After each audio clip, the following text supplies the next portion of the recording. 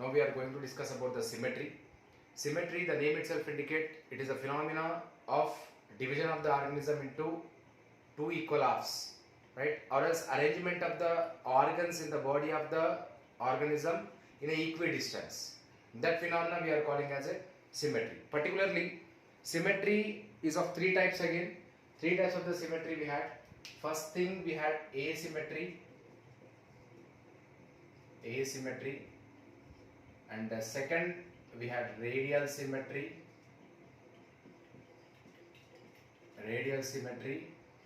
and third we had bilateral symmetry.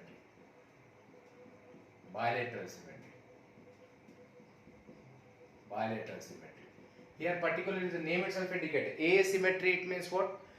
It is a phenomena in which symmetry is absent. The organisms here particularly in the asymmetry, they are not showing the symmetry. That means we can't divide the organism into two equal halves here. Structurally they are not equal. In this asymmetrical organisms, what is happening? The organs which are there in the organism particularly, they are not arranged equidistantly. That's why we are calling that as a asymmetry. That means symmetry is absent. Here particularly symmetry is absent in them. Symmetry is absent. We can take the example as a snail and sponges. If you see the snail and sponges particularly, we take this as a sponge.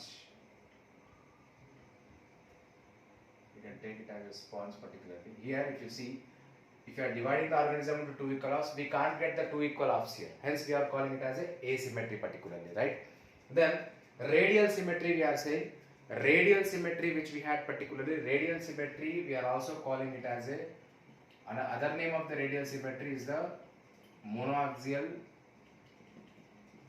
heteropolar symmetry.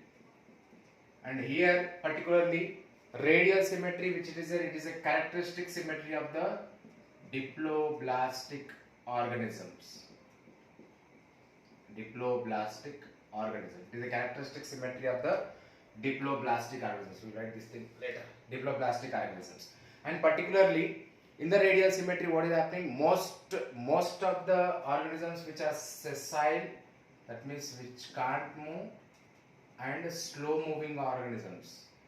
In these organisms, they exhibit the radial symmetry. First of all, we will see what is radial symmetry. We will see radial symmetry. It means if you are taking Hydra as an example like this, simply Hydra as an example like this actually.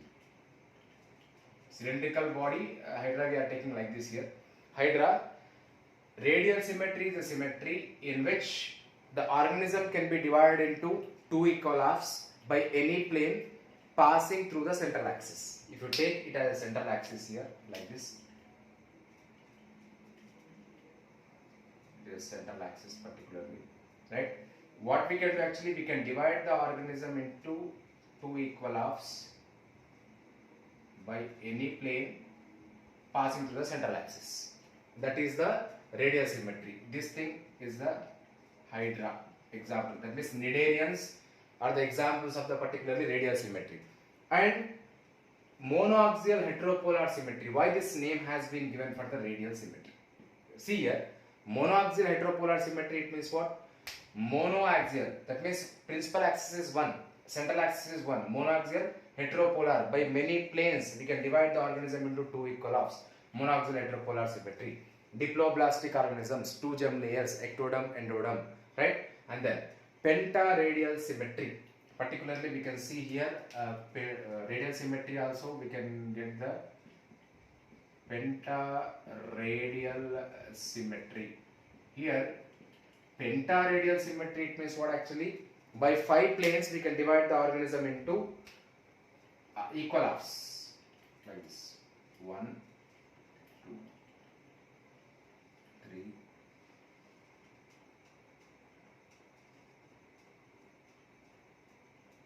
1, 2, 3, 4.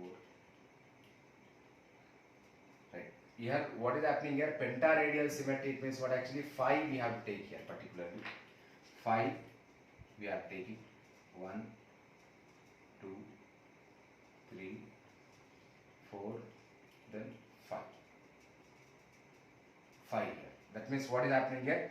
5 planes, particularly by the 5 planes here.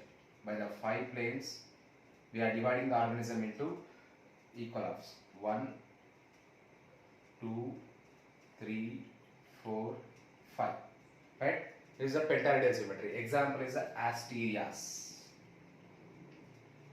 Starfish is an example for the pentaradial symmetry here, right?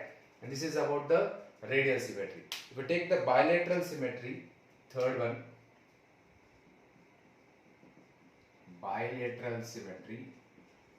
Here, bilateral symmetry, which it is there, it is the characteristic of the triploblastic organisms. It is a characteristic of the triploblastic organisms. That means higher animals, all these things we can see in the bilateral symmetry. That is actually triploblastic. It means what? Ectoderm, endoderm and mesoderm. What is the bilateral symmetry now? Bilateral symmetry is a symmetry in which what we are doing, we are dividing the organism into two equal halves by only one plane passing through the central axis. If you take the example, like this you can take it.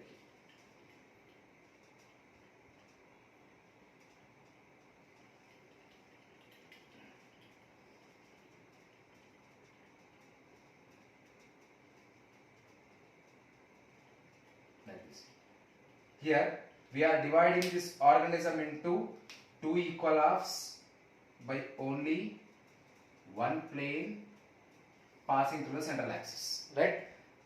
That is the bilateral symmetry we are calling here. All higher animals or gastropods. Gastropods are all higher animals are the examples of the this thing bilateral symmetry, right? Higher organisms are the examples of the bilateral symmetry. Main important point regarding the bilateral symmetry, that is cephalization. Cephalization is seen in the organisms of the bilateral symmetry organisms. That means nerve cells or sensory cells are arranged at the anterior side. Nerve cells and sensory cells at anterior position. Anterior position or else head position we can take, right? Particularly head position here. Whenever the organism is exhibiting the cephalization, that means head region. Particularly cephalic, it means head region. Anterior part, head region.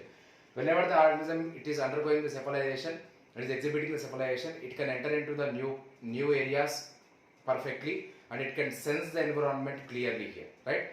This all characters we can see in the bilateral symmetry. This is about the symmetry. Three types of the symmetry we are seeing: asymmetry, then radial symmetry, then bilateral symmetry.